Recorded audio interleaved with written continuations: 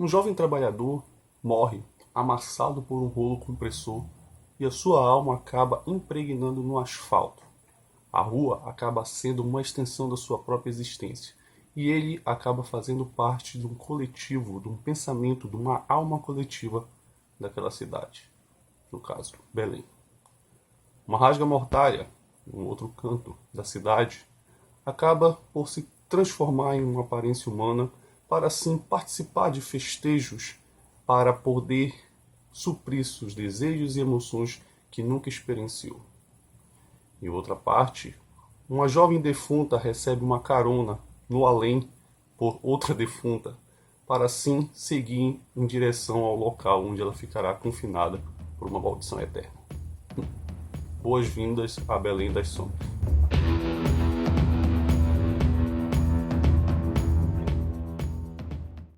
Olá minha gente, boas-vindas ao Toró Aleatório, eu sou o Thiago Costa e o comentário de hoje é sobre Belém das Sombras, da editora Pirobooks e de organização do autor Andrei Simões.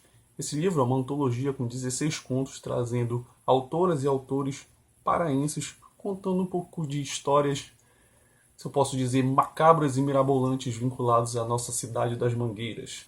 Esse livro passou por um financiamento coletivo, certo? Ele conseguiu bater as suas metas e conseguiu a sua edição impressa. A ideia por trás dessa antologia, desse livro, é vinculada de que existe uma Belém, que é essa que a gente vive aqui, mas existe uma outra, escondida, no véu, nas sombras. E essa Belém de coisas obscuras, ela acaba abrigando monstros, abrigando seres, entidades que por muitas vezes refletem os próprios medos dos cidadãos da cidade. Refletem angústias, raivas, são muitos sentimentos que abrangem esse grande conglomerado que é essa selva de pedra. Então, nesses contos aqui, nós iremos perpassar por ruas, locais da cidade, com narradores e narradoras únicas, que vão contar um pouco dessas histórias, desses medos, desses percalços que possam existir em sombras em cada esquina da cidade. Mas, primeiramente, eu gostaria, antes de entrar nos contos, de ter uma palavrinha um pouco sobre essa noção da cidade, essa noção desse espaço que é vinculado a um tipo de narrar, né? Um tipo de se contar a história. Existem elementos da narrativa que são imprescindíveis para se compor uma estrutura na hora de contar uma história. Dentre eles nós temos o narrador, o enredo, personagens, tempo e espaço. Eu quero me ater a esse último para a gente poder falar um pouquinho sobre essa questão de local, de espaço que pode existir numa obra literária. E para isso eu me valo de um estudo que é chamado de topoanálise. A topoanálise ela foi um termo cunhado por Gaston Bachelard em um livro chamado A Poética do Espaço. Ele é um filósofo francês e cunhou nesse livro, nesse ensaio dele, esse termo vinculado a essa definição de espaço como determinante para se estudar o psicológico sistemático dos personagens que compõem aquela obra literária. Obviamente, as teorias elas foram avançando mais e mais outros elementos foram sendo abraçados pela topoanálise, que nada mais é do que o estudo do espaço em obras literárias, mas não só psicológico, mas sim filosófico, antropológico, cultural, histórico e por aí adiante. Existem muitas funções que o espaço pode ser atribuído dentro de uma obra literária. Entre esses dessas muitas funções, existe a caracterização dos personagens, a influência que esse local, esse espaço tem no crescimento desses personagens, o contexto histórico, econômico, psicológico que eles estão inseridos ali, esse espaço como um moldador de ação e um espaço que é um local onde a ação acontece, certo? E são muitas estruturas, muitos elementos que fazem com que esse espaço se vincule de uma forma muito grandiosa dentro da obra literária. Qualquer livro que você possa ler, você vai sentir essa vinculação de um determinado espaço para se contar histórias. Eu não estou falando só de coisas realistas, mas imaginativas e fantasiosas também estão enquadradas nisso, porque a criação de mundos e a criação de espaços onde esses personagens vivem também equivale para esse tipo de análise. O Lima Barreto, na sua obra, nos seus contos e principalmente em Recordações do Escrivão Isaías Caminha e do Triste Fim de Policarpo Quaresma, ele consegue moldar muito bem uma visão muito íntima e muito própria de uma Rio de Janeiro sofrida para os seus personagens. Então a gente consegue ver, caminhar muito bem, a gente recebe nomes de lugares, nomes de ruas, praças, estabelecimentos, os personagens perambulam por essa cidade que é o Rio de Janeiro, e a gente acaba criando um vínculo por ela, e essa cidade acaba sendo um fator determinante para muitos dos personagens que são inseridos dentro da sua obra. O clássico francês de Victor Hugo, Notre Dame de Paris, popularmente conhecido como Corcundas de Notre Dame, ele é um exemplo muito cabal também sobre esse espaço que é colocado como um personagem na narrativa, quase um foco narrativo. Muito por causa das adaptações audiovisuais, filmes, live actions e a própria animação da Disney, por causa desse nome, né, o Corcunda de Notre Dame. Ao ler o livro você acaba percebendo que o Quasimodo, o Corcunda, ele não é o personagem principal da história. O foco principal da história é o espaço que está sendo ocupado nele, que é a Catedral de Notre Dame, além das próprias descrições do Victor Hugo como uma forma de segurar a memória daquela Paris medieval que existia. Nos exemplos que eu citei, existe uma camada a mais de significação para esses elementos do espaço. Por quê? Porque a descrição desses espaços nessas obras, elas não ficam vazias, né? Como eu falei, a topoanálise, ela se aprofunda numa análise muito profunda sobre esse espaço e a relação dele que tem com os personagens. Então o espaço não se torna vazio, não se torna não usado. E para isso que surge dessa forma a transformação desse espaço em lugar. E para isso eu vou me valer de uma frase, uma citação de uma teoria do geógrafo chinês chamado Yi Fu Tuan. Ele diz: o lugar é um centro de significado construído pela experiência. É conhecido não apenas através dos olhos e da mente, mas também através dos modos de experiências mais passivos e diretos, os quais resistem à objetificação. Conhecer o lugar plenamente significa tanto entendê-lo de um modo abstrato, quanto conhecê-lo como uma pessoa conhece outra. Ou seja, um espaço se torna um lugar quando ele é experienciado, quando existe uma vivência e uma experiência nele. De um exemplo, talvez eu possa falar a palavra quarto para vocês. Quarto, ele tem os dois tipos de significados, né, que a gente pode utilizar na própria semântica. O significado conceitual, onde eu falo a palavra quarto e vocês vão ouvir a palavra quarto e vão imaginar. Tem uma cama, uma estante talvez, um armário, um guarda-roupas. Vocês vão ter a ideia, né, o conceito. Mas vocês não vão saber qual é o quarto que eu estou falando. Por isso existe o significado referente. Eu estou falando, por exemplo, desse quarto, né? Mas esse quarto aqui não é um quarto qualquer. Ele tem os meus livros, tem a minha cama, tem o meu guarda-roupa, é o local onde eu gravo meus vídeos. Então esse espaço, esse quarto, não é só um quarto para mim. É o meu quarto. Então ele é o meu lugar. Entenderam? E então a gente chega nisso aqui, né? A gente chega no que eu quero falar para vocês dessa significação de Belém como esse lugar. Não só apenas um espaço, apenas um ponto em um determinado ambiente, mas um lugar que é experienciado por muitas e muitas pessoas. Os personagens aqui vivenciam a cidade de Belém e a cidade é um lugar próprio para eles. Seja das suas angústias, seja dos seus dilemas, das suas conquistas, a cidade é a extensão do corpo desses personagens para mover as suas histórias. E nisso eu tenho a elogiar alguns contos que daqui dessa história, esse conceito que é para se basear esse livro, né? Essa antologia. Porque eu estou batendo na mesma tecla, mas o conceito desse livro é mostrar essa Belém com esses personagens, que é essa Belém significativa para todos, onde essas histórias das mais mirabolantes e assombrosas possíveis pode acontecer. Eu gostaria de parabenizar alguns contos daqui, como eu falei, né? Principalmente o conto Belém das Sombras, do André Simões, que além de ser organizador ele tem um conto, e o conto dele é o nome que é dado para a antologia. Belém das Sombras é a história do rapaz que é morto por um rolo compressor e o corpo dele, a alma dele se vincula àquele asfalto, àquela rua. E ele acaba se tornando um com a cidade. Com o decorrer da narrativa, nós vamos sabendo que ele vai encontrando outras pessoas, outras almas, outros espíritos presos em loopings das mortes que eles tiveram, ruas que são cobertas de pessoas caídas no chão porque se mataram jogando de prédios. Né? Então é uma Belém das sombras, literalmente, um umbral, quase como uma dimensão paralela à nossa, onde essas almas ficam presas e tendem a vagar eternamente. Muito próximo, muito vinculado, muito imagético. Você consegue visualizar tudo, todos os lugares bem perfeitos. Você consegue até sentir, talvez, o cheiro. É muito sensorial as descrições do Andrei. E esse eu acho que é um elemento muito importante para engrandecer uma narrativa. O outro ponto que eu gostaria de comentar, que eu gostei bastante, é o Suindara, do Breno Torres.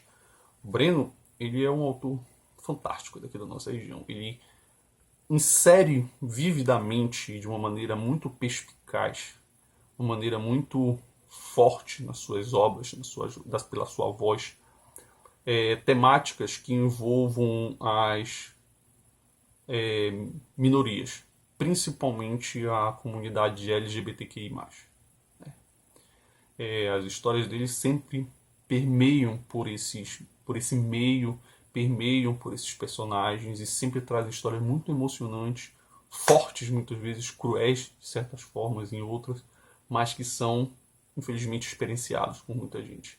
E no Suindara, que é um nome também utilizado para rasga-mortalha, o Suindara às vezes também está relacionado a Matinta Pereira, mas aqui ele está relacionado a rasga-mortalha, a coruja, uma coruja branca, que é muito comum, muito mítica nos mitos do norte e nordeste do país.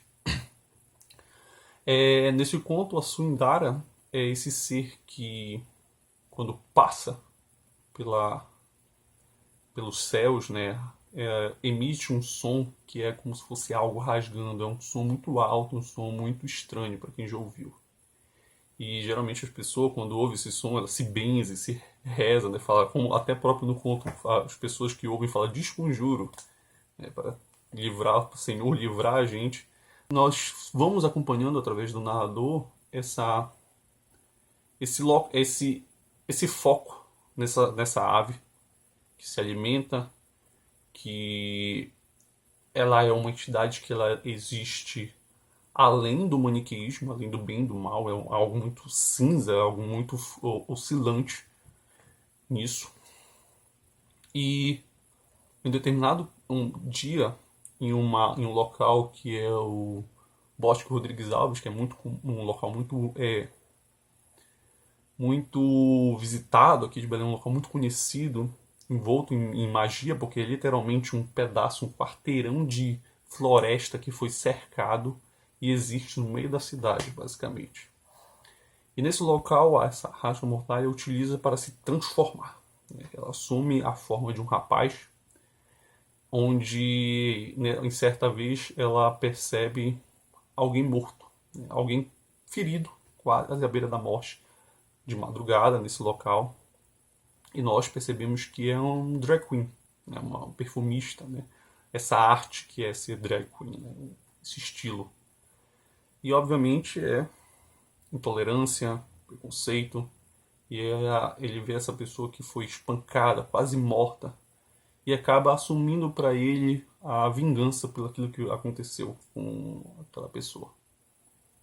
E dessa vingança, desse conhecer sobre essa vida, ele acaba ficando muito curioso em saber o que é isso. Em saber por que aquela pessoa estava vestida daquele jeito. Em saber para onde aquela pessoa estava indo. Então, nesse conto, o Suindária do Breno, ele leva a gente por um caminho até de descoberta sobre identidade. Descoberta sobre quem nós somos. E principalmente alegria, euforia em viver aquele ambiente, né? Em viver da forma que se quer viver, sem ter preconceito, sem ter ódio ao seu redor.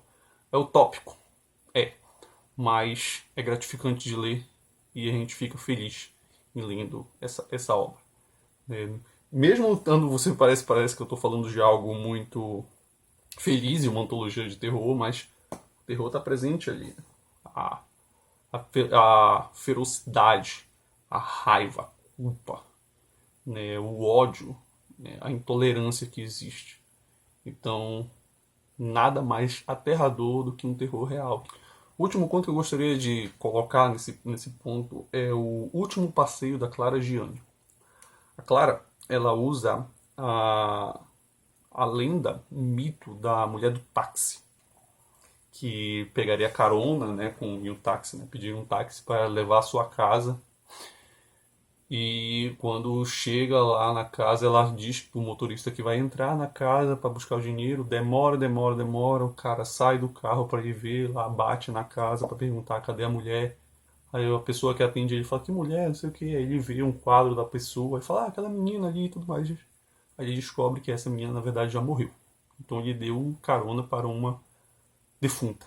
Geralmente, né, na história, a corrida começa saindo do cemitério Santa Isabel, um cemitério próprio, um cemitério muito conhecido daqui de Belém.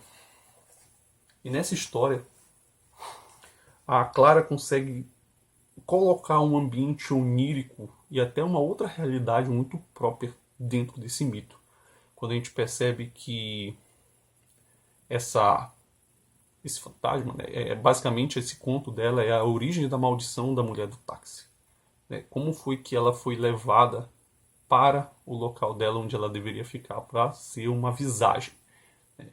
E a gente percebe que é uma viagem, né? Mas não só uma viagem física, mas uma viagem dela e para a pessoa que está levando ela para esse local, que é uma velha conhecida, que infelizmente tirou a própria vida, porque as duas viviam um amor no passado. É relatado no conto que elas viviam mais ou menos na década de 30, e que por causa disso, por causa de desencontros, por causa de escolhas que uma ou outra tiveram na vida, uma acabou se matando. E essa conversa das duas depois disso, obviamente, que uma encontrou a outra depois da morte, é um mergulho de angústias, de coisas, de palavras entaladas, de coisas que poderiam ter sido resolvidas ou não. E ele termina de uma forma sensacional. Sensacional mesmo. Eu dou muito parabéns para Clara por elevar a narrativa do começo ao fim nesse conto. Eu não vou falar de todos os contos, porque obviamente são 16 e o vídeo ficaria muito grande, mas tem outros contos que eu gostei muito, como o Monstro da Cabanagem, do Igor Moller, A Colheita, do Lemarque, A Estranha Noite da Cidade Nova, do Fábio de Andrade. Infelizmente, existe alguns contos aqui da antologia, 4 ou 5 contos mais ou menos, que eu acho que são interessantes em suas perspectivas, mas eles não conversam com a ideia da antologia, que é a Belém. São histórias que, se você tirar daqui dessa antologia e colocar numa antologia, por exemplo, Rio de Janeiro das Sombras, vai funcionar lá. Então é apenas eu acho que a minha crítica maior a essa edição é que alguns contos daqui eles se perdem um pouco nessa narrativa, né? Mas os que eu citei, eu acho que eles corroboram e muito o conceito que está empregado nas páginas desse livro e de todas as coisas que eu relatei aqui agora, né?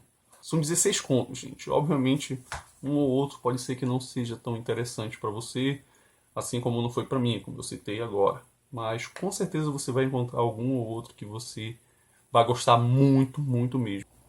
Bom, gente, esse é o meu comentário de hoje, né, sobre Belém das Sombras, uma organização do Andrei Simões, publicado pela editora Piro Books. Se você quiser adquirir o livro, quiser conhecer um pouco mais do catálogo da editora, confira o link na descrição, tudo certo? Eu comentei sobre 2 conceitos para tentar colocar o meu argumento aqui no vídeo, que são os conceitos sobre espaço e a experienciação desse espaço para gerar lugar. Eu vou deixar 2 artigos que expandem muito mais as coisas que eu falei aqui. Se você quiser, se você ficou curioso sobre isso, dê uma olhadinha abaixo. Se você já leu esse livro, né, O Belém das Sombras, e quiser comentar, fique à vontade. Não se esqueça de curtir o canal, ativar o sininho se você ainda não ativou. Se você está caindo de paraquedas aqui, dá uma olhadinha no meu vídeo de apresentação. E qualquer coisa, se inscreva. Então, fiquem bem e até a próxima.